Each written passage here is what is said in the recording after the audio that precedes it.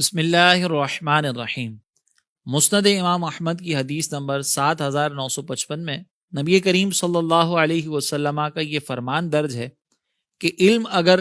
ثریا ستارے پر بھی ہوتا تو اہل فارس کے کچھ نوجوان وہاں سے اس علم کو لے کر آ جاتے۔ اب مشہور محدث حضرت امام ابن حجر مکی رحمۃ اللہ تعالیٰ علیہ کے مطابق اس حدیث کا مصداق تاریخ علم و فقہ میں جانی مانی ایک عظیم شخصیت یعنی نعمان بن ثابت رضی اللہ تعالیٰ عنہ ہیں۔ یہ نعمان بن ثابت وہ شخصیت ہیں کہ جنہیں دنیا امام اعظم ابو حنیفہ رحمۃ اللہ تعالیٰ علیہ کے نام سے جانتی ہے۔ یقیناً امام اعظم رحمۃ اللہ تعالیٰ علیہ کی شخصیت ایسے ہی علم کی حامل تھی کہ اہل فارس میں سے کوئی بھی شخص آپ کے علم کے برابر تو کجا آپ کے شاگردوں کے علم کے برابر بھی کوئی نہ تھا۔ امام اعظم رحمۃ اللہ تعالیٰ علیہ کی پیدائش سن 70 ہجری کو عراق کے مشہور شہر کوفہ میں ہوتی ہے، جبکہ آپ کا وصال 80 سال کی عمر میں 2 شعبان المعظم سن 150 ہجری میں ہوتا ہے۔ امام اعظم ابو حنیفہ رحمۃ اللہ تعالیٰ علیہ اپنے زمانے کے ایک انتہائی مایہ ناز عالم اور مستند شخصیت تھے، کیونکہ آپ کو کئی کبار تابعین اور نبی کریم علیہ الصلاۃ والسلام کے اصحاب سے فیضان حاصل ہوا تھا۔ فقہ کے چاروں مشہور ائمہ میں فقط امام اعظم ابو حنیفہ ہی وہ شخصیت ہیں کہ جن کا شمار تابعین میں ہوتا ہے، یعنی آپ وہ شخصیت ہیں کہ جن کی ملاقات مختلف صحابہ سے ہوئی اور آپ نے کئی صحابہ سے براہ راست حدیثوں کو سننے کا شرف حاصل کیا ہے۔ جن صحابہ سے آپ کی ملاقات ہوئی ان میں سیدنا انس بن مالک، سیدنا عبداللہ بن ابی اوفا، سیدنا سہل بن سعد ساعدی، سیدنا ابو طفیل عامر بن واصلہ کا نام سر فہرست آتا ہے۔ اسی طریقے سے آپ خود فرماتے ہیں کہ سن 96 ہجری 16 سال کی عمر میں جب میں اپنے والد محترم کے ساتھ حج پر روانہ ہوا تو وہاں میں نے ایک شخصیت کے گرد مختلف لوگوں کو جمع دیکھا، تو میں نے اپنے والد محترم سے ان کے بارے میں پوچھا کہ حضور یہ کون ہیں؟ تو میرے والد محترم نے مجھے بتایا کہ یہ نبی کریم صلی اللہ علیہ وسلم کے صحابی حضرت عبداللہ بن حارث ہیں۔ میں نے اپنے والد محترم سے پوچھا کہ یہ کیا تقسیم کر رہے ہیں؟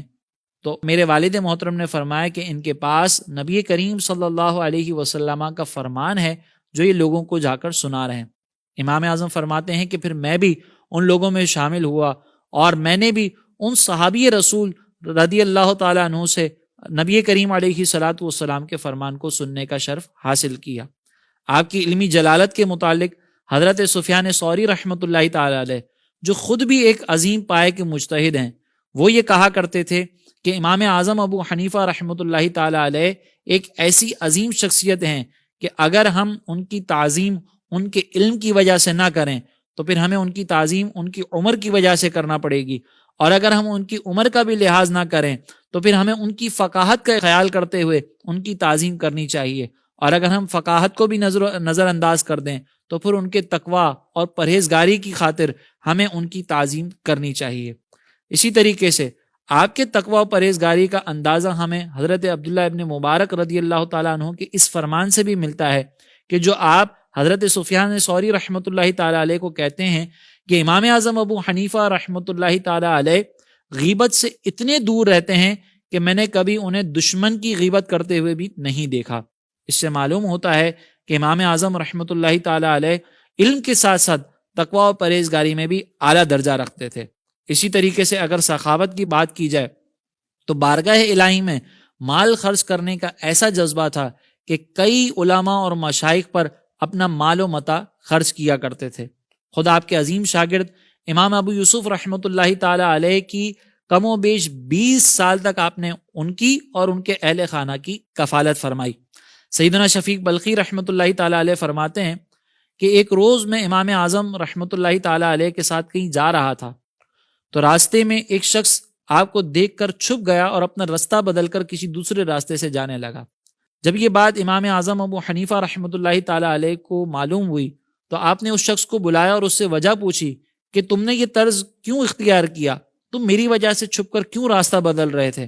تو اس شخص نے عرض کی کہ حضور میں آپ کا مقروض ہوں اور مجھے آپ کے 10,000 دراہم آپ کو واپس کرنے تھے، لیکن میں نادار ہوں تو میں آپ سے شرماتا تھا، میں آپ کے سامنے نادم ہو رہا تھا، لہٰذا میں راستہ بدل کر دوسری جانب سے جانے لگا۔ جب امام اعظم رحمۃ اللہ تعالی علیہ نے اس شخص کی یہ بات سنی تو آپ نے کہا کہ اگر تمہیں میری وجہ سے ایسی ہی پریشانی ہے تو جاؤ، میں نے تمہارا سارا قرض معاف کر دیا۔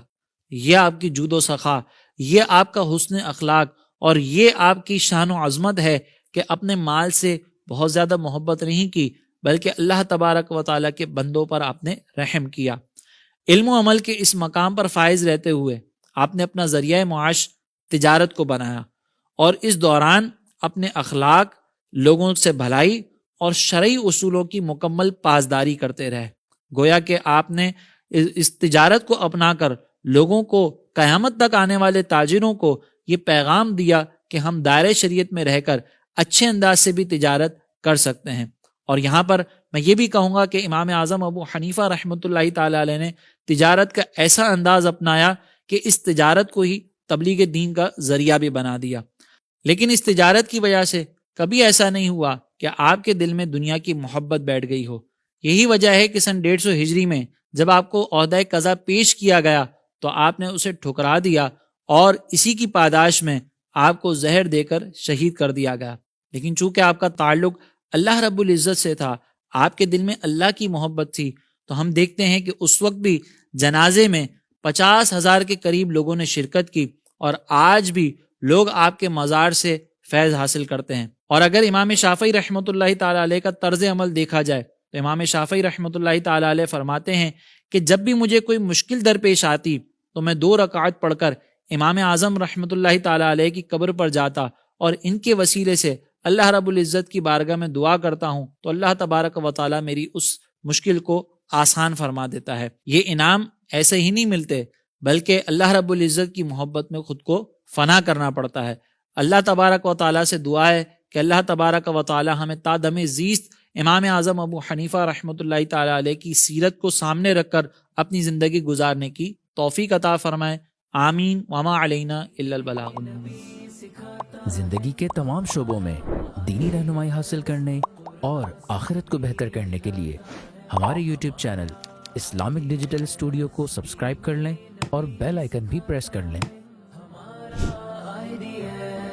قرآن سے بھی ملاتا ہے ہمارے